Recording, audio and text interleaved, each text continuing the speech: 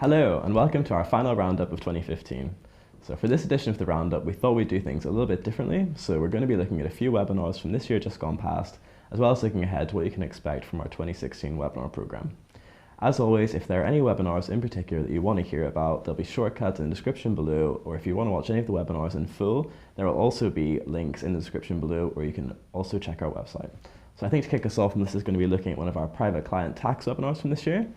Yeah, so in May we ran a webinar on tax issues for high net worth individuals. We were joined by Charlie Sosner from Mishcon de Reya and Robert Smith from New Quadrant Partners. Charlie began by looking at how high net worth individuals might deal with property tax issues. He focused specifically on non-doms, but he also looked at the role of ATED when it comes to tax planning. Then Robert came and looked at what kind of issues UK domiciled high net worth individuals faced.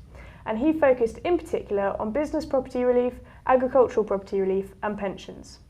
In this clip you're about to see, Charlie's discussing some of the options that are available for clients in light of the various tax constraints. I think going forward there are three main options that clients have when it comes to UK property. Option one, probably the most straightforward, is personal ownership. You avoid a lot of those tax changes I've talked about, subject to what I'll discuss in a moment. But the clear issue there is you've got to cover your inheritance tax exposure. However, there are other things you can be doing about that, and I think Robert will touch upon some of those soon. For example, using tax efficient wills and using spousal exemption in the UK, or life insurance. However, even if you're going for personal ownership, you still need to be considering the changes to capital gains tax. So, looking back to one of our popular dispute resolution webinars from this year, and in September we were joined by Charles Raffin from Hardwick Chambers and Nick Bird from RPC for our webinar on the Contract and Tort Update, which was chaired by Professor Dominic Regan from City Law School. So the webinar looked at a wealth of case law across contract and tort, as well as considerations given to Jackson, Mitchell and also the Limitations Act. So here we see our speakers discussing the 2015 case of Arnold and Britton and others, and in particular Lord Newburger's criteria for consideration when weighing up the business and commercial common sense approach to interpreting contractual terms versus the importance of honouring the express wording of a contract. At the end of the day, it boiled down to this. Lord Newburger observed that while reliance is placed in some cases at a very high level on commercial common sense and surrounding circumstances, what that should not be used, and it shouldn't be invoked to undervalue the importance of the express words used. Yes. And they really have to be honoured. Sure. What the exercise involves, as we said, was identifying what the parties meant through the eyes of this reasonable reader, and that save in a very unusual case, that meaning is most obviously gleaned from the express words they've used. Yes.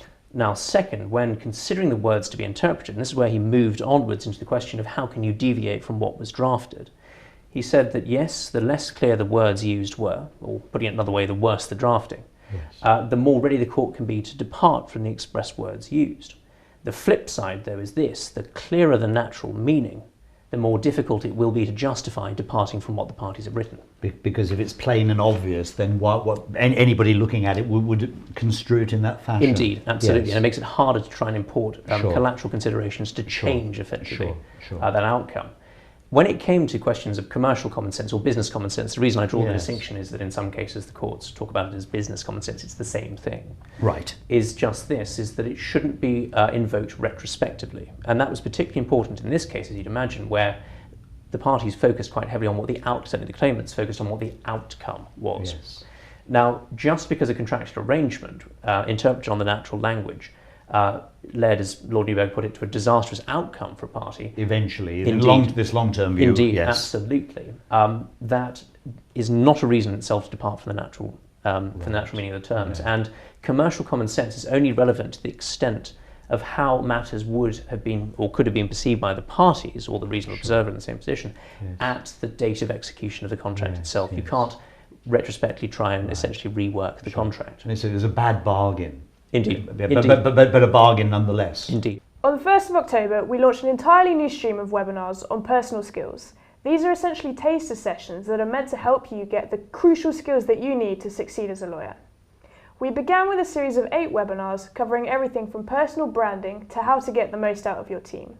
In this clip, Beth Pipe reviews some of the topics that she covered in her webinar on communication skills. Going back to what we've covered in this webinar, we've looked at some top tips for perfect presentation. So knowing your audience, how you're going to get your message across, looking at the Sun and the Financial Times, getting your message across by using PowerPoint or not using it, getting your slides sorted, making them interesting, keeping the attention there but without blowing people away with too much going on.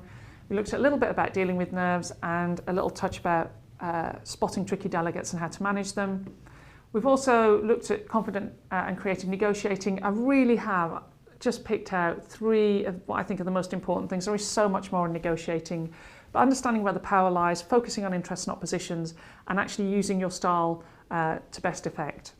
All of these webinars will be available on demand for up to 12 months after the broadcast date. Plus, we're planning on putting together some new topics on personal skills for 2016.